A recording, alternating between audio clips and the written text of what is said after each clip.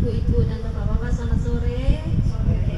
Terima kasih ya sudah menyempatkan hadir ke acara rutin kita yaitu P2K2. Sebelumnya masih ingat sesi kita pertemuan yang sebelumnya tentang apa? Tentang cermat, meminjam dan menabung. Itu masih pada modul yang kedua yaitu pengelolaan keuangan dan perencanaan usaha. Jadi yang sesi sebelumnya kan ada lembar kerja, apakah bawa ya lembar kerjanya? Ya, jadi lembar kerja itu adalah latihan ibu dan bapak-bapak dalam hal untuk supaya bisa mengelola keuangan. Jadi sering-sering latihan mencatat keuangannya, terutama dalam hal menabung. Berapa jumlah yang bisa ditabung sehari-hari ya Bu. Jadi menabung itu sangat penting untuk dijaga-jaga supaya tidak tergantung pada hutang. Menabung itu nggak harus nunggu uangnya banyak dulu, bahkan uang sedikit pun bisa disisihkan. Yang penting rutin gitu bapak-bapak. Jadi tabungan itu meskipun sedikit-sedikit nanti lama-lama akan jadi rutin. Ya kita tahu ya.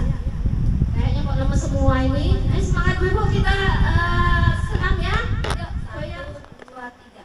1 ditambah 1 sama dengan 2. 2 ditambah 2 sama dengan 4. 4 ditambah 4 sama dengan 8. 8 ditambah 8 sama dengan 16. Goyangannya semangat ya. Sore ini tetap di modul 2, terutama di sesi ke-8 langkah 1 sampai dengan 3. Jadi ini kita membahas tentang memulai usaha.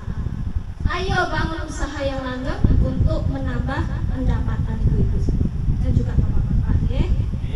Usaha itu bisa dilakukan oleh siapa saja ya. Kita adakan pertemuan ini supaya ibu-ibu dan bapak-bapak ini bisa punya keinginan untuk memulai usaha. Jadi dalam memulai usaha itu kita harus mengembangkan dan mempertimbangkan kelayakan dan kelayakan dari ide yang usaha kita itu. Oke. Ini ada saya bagi kelompok ya. Sebelumnya ada yel-yelan gitu. 1, 2, 3. Uang tidak cukup. Buka usaha. Oke, terima kasih ibu-ibu bapak-bapak. Ketika kita memulai usaha itu kan ada yang dipikirkan, yaitu kita jualan apa ya, kan pasti seperti itu yang dipikirkan oleh ibu bapak-bapak ya. Jadi itu adalah ide atau apa ya istilahnya, keinginan untuk memulai usaha apakah itu. Jadi usaha sekecil apapun itu sebenarnya memerlukan rencana yang matang. Dalam menemukan ide itu sebenarnya ada langkah awal, yaitu kita bisa kalau kita masih bingung mau usaha apa ya, langkah awal itu adalah kita harus melihat potensi alam atau potensi yang ada di sekitar Anda semua. Misalkan saja ada alam apa yang ada di lingkungan sekitar atau potensi yang bisa dijadikan usaha mungkin ya. Itu sudah saya bagikan kertas ya Bu, bisa diisi. Jadi kira-kira potensi apa yang ada di sekitar panjenengan semua silahkan diisi. Nanti ibu-ibu dan bapak-bapak ini punya keterampilan apa yang bisa untuk meningkatkan potensi dari alam atau potensi yang ada di sekitarnya itu ibu coba diisi. Kita sambil diskusi. Potensi itu ada berbagai macam. Jadi ada yang berasal dari alam dan juga potensi sekitar yang ada di sekitar kita. Jadi misalkan ada yang banyak, misalkan di luar kita lihat ada pohon mangga, pohon mangganya berbuah lebat. Kemudian ada juga yang potensinya rumahnya dekat perumahan, di situ banyak anak-anak yang orang tuanya bekerja, itu juga bisa jadi potensi loh ya bapak-bapak ibu.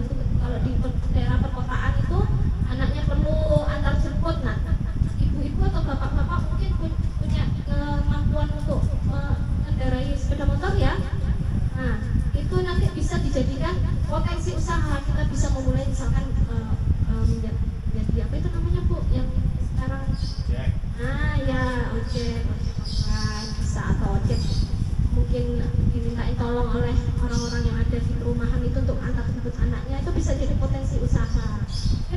sudah siap?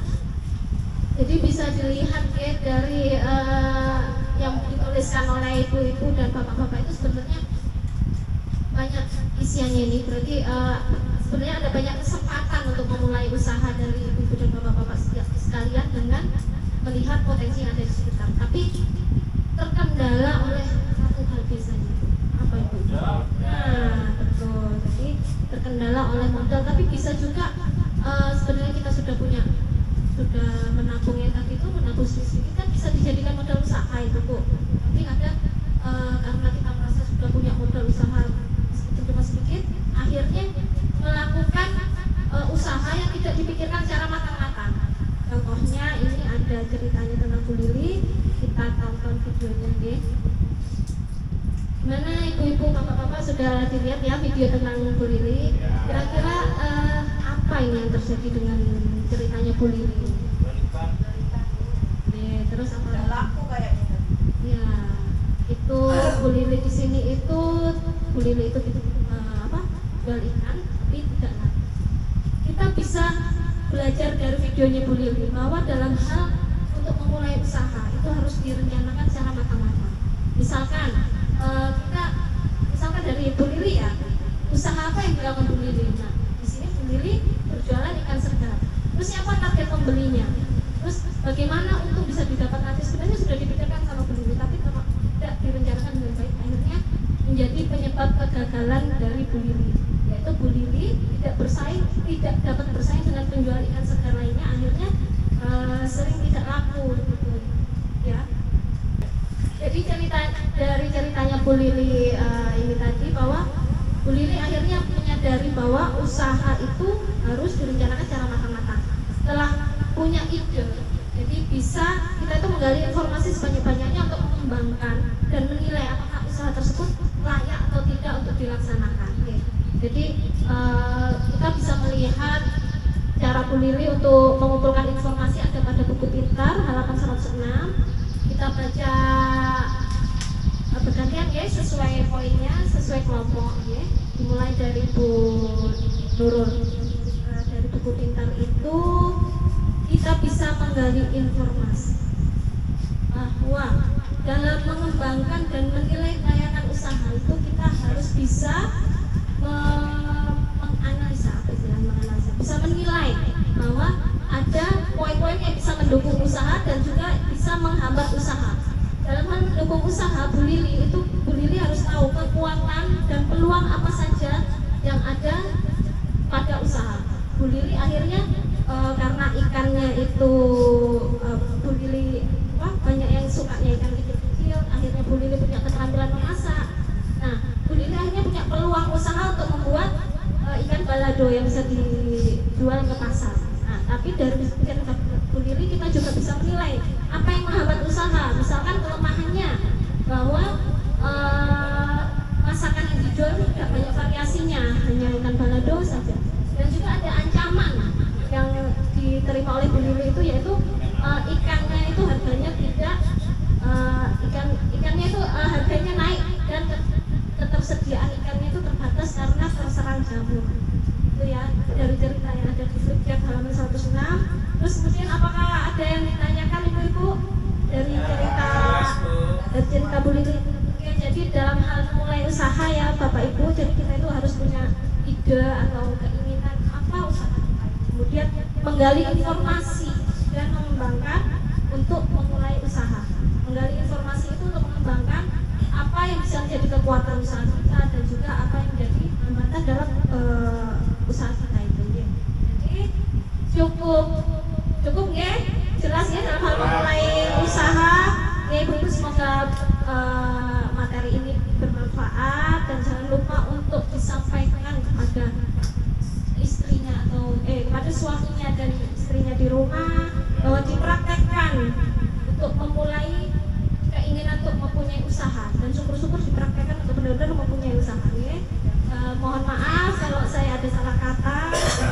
Nanti kita berjumpa lagi pada sesi berikutnya. Semoga semua tetap sehat. Semangat!